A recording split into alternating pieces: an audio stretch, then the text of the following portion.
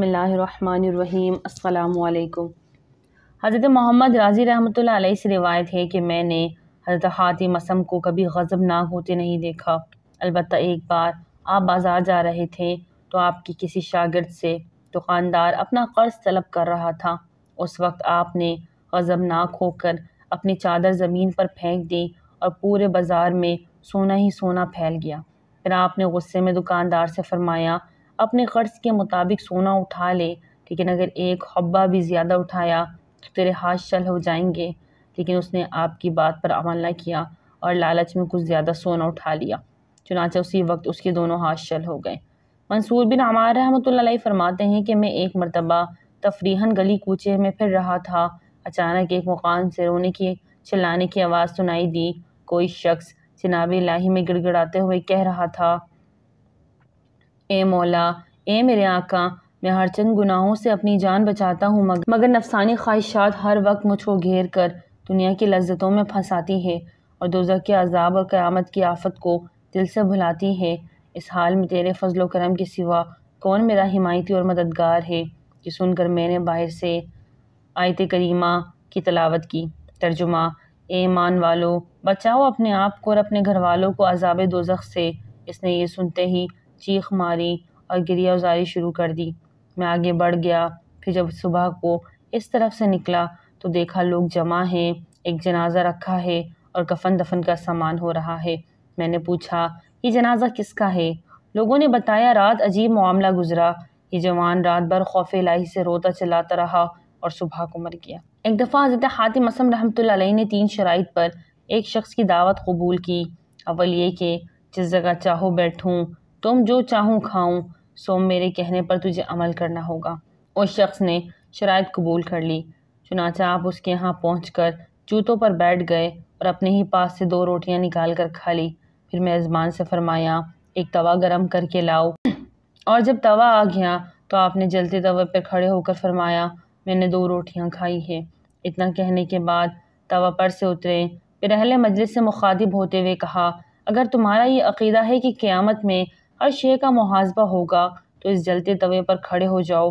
لوگوں نے عرض کیا، حضرت یہ ہمارے بس کی بات نہیں۔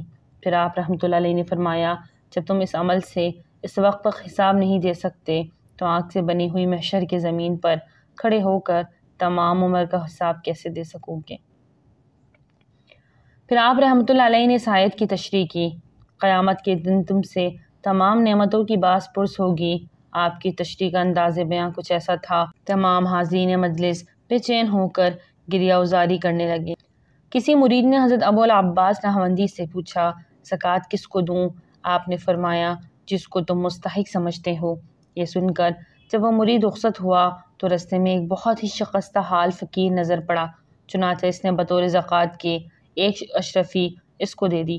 لیکن دوسرے دن دیکھا کہ وہی نابینا فقیر ایک شخص سے کہہ رہا تھا کہ کل ایک شخص نے مجھ کو 1 اشرفی دی تھی، جس کی میں نے فلاں مغنیہ کے ساتھ بیٹھ کر شراب پی۔ جب مرید نے آپ کے سامنے کرنے کا قصد کیا تو اس کے کچھ کہنے سے پہلے ہی آپ نے فرمایا کہ جاؤ، میرا یہ 1 درہم بھی اس شخص کو دے دو جو تم کو سب سے پہلے مل جائے۔ چنانچہ جب وہ مرید باہر نکلا تو اسے ایک سید نظر آیا، اس نے وہ درہم اس کو پیش کر دیا اور خود بھی اس کے پیچھے چل پڑا۔ لیکن وہ سید آبادی میں جانے کے بجائے جنگل میں جا پہنچا اور اپنے دامن میں سے ایک مردہ تیتر نکال کر پھینک دیا۔ اور جب مرید نے سید صاحب سے واقعہ پوچھا تو انہوں نے بتایا کہ آج 7 یوم سے میری بیوی بچے فاقے سے ہیں، اور میں سوال کرنے کی ذلت سے بچنے کے لیے جب رزق کی تلاش میں نکلا تو جنگل میں یہ مردہ تیتر مل گیا اور میں نے اہل و عیال کی کھانے کے لیے اسے اٹھا لیا، لیکن تمہارے 1 درہم دے دینے کے بعد میں اس کو پھینکنے یہاں چلا آیا۔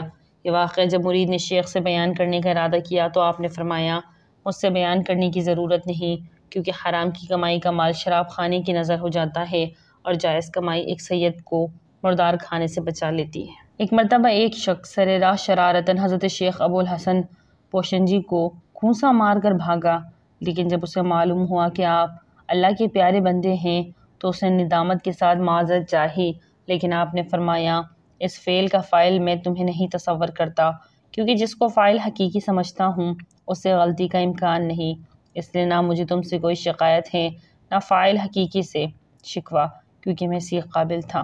ایک بزرگ ہمیشہ شیخ محمد علی حکیم ترمذی کو برا بھلا کہتے تھے۔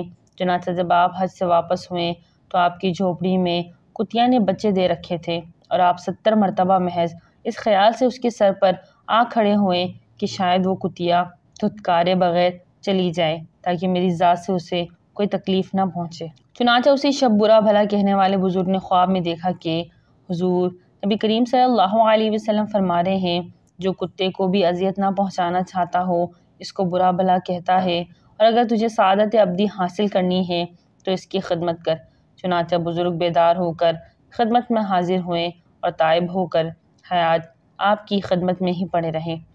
حضرت داؤد طائی رحمۃ اللہ علیہ کا مکان بہت وسیع تھا، لیکن آپ اس کا ایک حصہ منہدم ہو گیا تو آپ رحمۃ اللہ علیہ دوسرے حصے میں منتقل ہو گئے، اور جب وہ حصہ بھی گر گیا تو دروازے میں منتقل ہو گئے، لیکن اس کی چھت بھی بہت بوسیدہ تھی۔ اور جب لوگوں نے دروازے کی چھت ٹھیک کروانے کو کہا تو آپ رحمۃ اللہ علیہ نے فرمایا، میں اللہ تعالیٰ سے عہد کر چکا ہوں کہ دنیا میں تعمیر کا کام نہیں کروں گا۔ آپ رحمۃ اللہ علیہ کے انتقال کے بعد دروازے کی وہ چھت بھی گر گئی۔ حضرت حارث محاسبی کسی مشتبہ کھانے کی جانب ہاتھ بڑھاتے تو انگلیاں شل ہو جاتی، جس کی وجہ سے آپ کو عقل الحلال اور عقل الحرام کا پتہ چل جاتا۔ چنانچہ ایک مرتبہ آپ رحمۃ اللہ علیہ بھوک کی حالت میں حضرت جنید بغدادی کے یہاں پہنچ گئے، اور وہاں اتفاق سے کسی شادی میں کھانا آیا ہوا تھا، لہٰذا جب وہ کھانا حارث محاسبی کے سامنے پیش کیا گیا تو ہاتھ بڑھاتے ہی انگلیاں شل ہو گئی، لیکن بطور تواضع آپ نے ایک لقمہ منہ میں رکھ ہی لیا، اور جب وہ حلق سے نیچے نہ اترا تو باہر جا کر اگل دیا اور وہیں سے رخصت ہو گئے۔ حضرت احمد حواری سے روایت ہے کہ جب میں حضرت سماک جو کہ بیمار تھے، بزرگ نے سوال کیا کہ کہاں سے آ رہے ہو؟ میں نے پورا واقعہ بیان کیا تو انہوں نے فرمایا، انتہائی حیرت ہے کہ خدا کا محبوب خدا کے دشمن سے مدد حاصل کرے، لہٰذا تم نے ان سے یہ کہہ دو کہ درد کے مقام پر ہاتھ رکھ کر یہ دعا پڑھے۔ چنانچہ واپسی میں جب میں نے آپ سے یہ واقعہ بیان کیا تو آپ نے دعا پڑھ کر دم کیا اور فوراً ہی صحت حاصل ہو گئی۔ پھر مجھ سے فرمایا کہ وہ حضرت خضر علیہ السلام تھے۔ حضرت شفیع بلخی رحمۃ اللہ علیہ فرماتے ہیں، میں سن 149 میں حج کا ارادہ لے کر گھر سے نکلا، قاسیہ میں اترا کہ لوگوں کی زینت اور ان کی کثرت دیکھ رہا تھا کہ خوبصورت جوان پر نظر پڑی۔ وہ نفیس لباس پہنے ہوئے تھا، اوپر اونی چادر اور پاؤں میں جوتی پہنے لوگوں سے الگ بیٹھا تھا۔ میں نے اپنے دل میں خیال کیا کہ یہ جوانی صوفی ہے، لوگوں پر بار ہوگا، اس لیے الگ تھلگ بیٹھا ہے، میں اس کے پاس جا کر اسے دھمکاؤں۔ یہ سوچ کر میں اس کے قریب گیا۔ اس نے مجھے اپنی طرف متوجہ پا کر کہا، اے شفیع، گمان کرنے سے بچو، بعض گمان گناہ ہے۔ یہ کہہ کر چلے جانے کا کہا اور مجھے چھوڑ کر چل دیا۔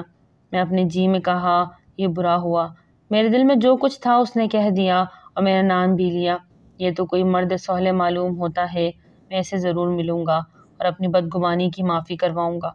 میں اس کے پیچھے چل پڑا، مگر ادھر ادھر دیکھنے کے باوجود اسے کہیں نہیں پایا۔ آخر ہم قاسیہ سے چل پڑے۔ جب ہم واقعے میں اترے تو اس کو نماز پڑھتے ہوئے پایا، اس کے اعضاء کانپ رہے تھے اور آنسو جاری تھے۔ میں نے اپنے آپ سے کہا، یہ تو وہی میرا دوست ہے، میں اس سے مل کر اپنا قصور بدگمانی معاف کرواؤں گا۔ میں نے کچھ دیر صبر کیا اور جب وہ نماز سے فارغ ہو کر بیٹھا تو میں اس کی طرف متوجہ ہوا۔ جب اس نے مجھے آتے دیکھا تو بولا، اے شفیع، یہ آیت ترجمہ، جو توبہ کرے اور ایمان لائے اور اچھے عمل کرے اور راہ پائے، میں اس کے گناہ بخش دیتا ہوں۔ پھر وہ مجھے چھوڑ کر چلتا ہوا۔ میں نے کہا، یہ جوان ضرور ابدال ہے۔ میرے دل کی بات 2 مرتبہ بیان کر دی۔ اس کے بعد جب ہم مینا میں اترے تو میں نے اس جوان کو ایک کنویں پر ہاتھ سے خوضہ لیے کھڑے پایا۔ اس کے ہاتھ خوضہ کنویں میں گر پڑا۔ میں اس کی جانب دیکھ رہا تھا۔ اس جوان نے آسمان کی طرف نظر اٹھائی اور کہا، خداوند، اے میرے مالک، میرے سردار، تو خوب جانتا ہے میرے پاس سوائے اس کے اور کچھ نہیں، مجھ سے یہ گم نہ کرنا۔ حضرت شفیق فرماتے ہیں، خدا کی قسم میں نے دیکھا کنویں کا پانی اوپر تک ابل آیا۔ اس جوان نے اپنا خوضہ لے کر پانی سے بھرا ہوا وضو کر کے نماز کے لیے کھڑا ہوا۔ بعد ازاں نماز ایک ریت کے ٹیلے کی طرف گیا اور ریت اٹھا کر خوضے میں بھرتا تھا اور اسے پانی سمجھ کر پیتا تھا۔ میں اس کے پاس گیا اور سلام کیا۔ اس نے میرے سلام کا جواب دیا۔ میں نے کہا، اپنا جوٹا مجھے بھی عنایت کیجیے۔ وہ بولا اے شفیق، خدا کی نعمت ظاہر و باطنی ہمیشہ ہمارے ساتھ ہے، اپنے پروردگار کے ساتھ نیک گمان رکھو۔ پھر مجھ کو خوزہ دیا، میں نے اس سے پیا، اس میں شکر اور ستو گھلے ہوئے تھے۔ خدا کی قسم اس سے لذیذ اور خوشبودار چیز میں نے پہلے کبھی نہیں پیا تھا۔ میری بھوک پیاس جاتی رہی اور کئی دن تک وہاں ٹھہرا رہا۔ کھانے پینے کی کوئی خواہش میرے دل میں پیدا نہ ہوئی۔ اس کے بعد جب ہم مکہ معظمہ میں داخل ہوئے تو آدھی رات کے وقت میں نے اسے نماز پڑھتے ہوئے دیکھا۔ نہایت عاجزی سے نماز پڑھ رہا تھا، اس کے رونے کی آواز سنی جاتی تھی۔ اسی حالت میں تمام رات گزر گئی۔ پھر وہ اپنے مصلے پر بیٹھا تسبیح پڑھتا رہا۔ اس کے بعد کھڑے ہو کر نماز فجر ادا کی اور سلام پھیر کر خانہ کعبہ کا طواف کیا اور حرم سے باہر نکلا۔ میں اس کے ساتھ ہوا۔ آگے بڑھتے تو مجھے اس کے خادم اور غلام نظر آئے۔ اس نائے راہ جس واضح سے تھا، یہاں اس کے خلاف پایا۔ لوگ اس کے گرد جمع ہوئے اور اسے سلام کرتے تھے۔ میں نے ایک شخص سے جو اس کے قریب تھا دریافت کیا، یہ جوان کون ہے؟ لوگوں نے کہا یہ حضرت امام جعفر صادق ہے۔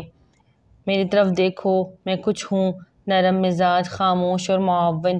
مجھے سخت تعجب ہوا کہ بے شک یہ عجیب و غریب کرامات ایسے ہی سید کی ہے۔ ایک دفعہ حضرت جنید بغدادی کی ملاقات مسجد کے دروازے پر ایک ضعیف شخص کی صورت میں ابلیس سے ہو گئی۔ آپ نے اس سے سوال کیا، آدم کو سجدہ نہ کرنے کی کیا وجہ تھی؟ ابلیس نے جواب دیا، غیر اللہ کو سجدہ کرنا کہاں جائز ہے؟ اس جواب سے آپ سخت حیران ہوئے۔ اسی وقت آپ کو غیب سے آواز سنائی دی، اس سے کہہ دو تو کاذب ہے، کیونکہ بندے کو مالک کے حکم سے انحراف کی اجازت نہیں۔ ابلیس اسی وقت آپ کی غیبی الہام کو بھاپ گیا اور رفو چکر ہو گیا۔ اس کے گال لال سرخ ہو گئے اور یوں لگنے لگا جیسے وہ ابھی اٹھ کر بھاگ جائے گا۔ حضرت ابراہیم بن ادہم رحمۃ اللہ علیہ جب بلخ کے سلطان تھے تو رات کے وقت کسی کی چھت پر ٹہلنے کی آہٹ محسوس ہوئی۔ آواز دے کر پوچھا، چھت پر کون ہے؟ جواب ملا، میں آپ کا ایک واقف قار ہوں، اپنے گمشدہ اونٹ کی تلاش میں چھت پر آیا ہوں۔ آپ نے فرمایا، چھت پر اونٹ کیسے آ سکتا ہے؟ اس پر آپ کو جواب ملا، آپ کو تاج و تخت میں خدا کیسے مل سکتا ہے؟ یہ سن کر آپ دم بخود ہو کر رہ گئے۔ دوسرے دن جب کہ دربار لگا ہوا تھا، ایک بہت ہی ذی حشم شخص دربار میں حاضر ہوا۔ اس کی آمد نے درباریوں پر کچھ ایسا رعب ڈالا کہ کسی کو یہ پوچھنے کی سخت نہ رہی یہ کون ہے اور کہاں سے آیا۔ وہ شخص تیزی کے ساتھ تخت شاہی کے نزدیک پہنچ کر کھڑا ہو گیا۔ پھر اس سے حضرت ابراہیم نے سوال کیا، تم کون ہو اور کس کی تلاش میں آئے ہو؟ اس نے جواب دیا، میں تو یہاں قیام کرنے کی نیت سے آیا تھا، مگر یہ تو سرائے ہے، اس لیے اب یہاں قیام کر کے کیا کروں گا؟ آپ رحمۃ اللہ علیہ نے فرمایا، بھائی یہ سرائے نہیں بلکہ شاہی عمل ہے۔ اس پر اس نے سوال کیا، آپ سے قبل یہاں کون آباد تھا؟ حضرت ابراہیم نے فرمایا، میرے آباء و اجداد آباد تھے۔ پھر اس نے اسی طرح حضرت ابراہیم ادہم سے کئی پشتوں تک پوچھا۔ پھر آخر میں پوچھا، آپ کے بعد یہاں کون رہے گا؟ آپ نے فرمایا، میری اولاد۔ اس نے کہا، ذرا غور کیجئے، جس جگہ اتنے لوگ آئے اور چلے گئے اور کسی ایک کو بھی ثبات حاصل نہ ہو سکا، وہ جگہ اگر سرائے نہیں تو اور کیا ہے؟ اتنا کہہ کر وہ اچانک غائب ہو گیا۔ ان واقعات نے حضرت ابراہیم بن ادہم کی کایا ہی پلٹ دی۔ آپ رحمۃ اللہ علیہ نے تاج و تخت کو خیر آباد کہہ دیا۔ صحرا بصحرا یہ گریہ گزاری کرتے ہوئے نیشا پور جا پہنچے اور ایک تاریک بھیانک غار میں داخل ہو کر تقریباً 9 برس تک محو عبادت رہے۔ آپ ہر جمعے کو لکڑیاں جمع کر کے فروخت کر دیتے اور جو کچھ ملتا آدھا راہ مولا میں دے دیتے اور باقی ماندہ رقم سے روٹی خرید کر نماز جمعہ ادا کرتے اور پھر ہفتہ بھر کے لیے غار سے باہر نہ نکلتے۔ ناظرین، ویڈیو اچھی لگے تو لائک کریں، چینل کو سبسکرائب کریں اور دعا میں یاد رکھیں۔ السلام علیکم۔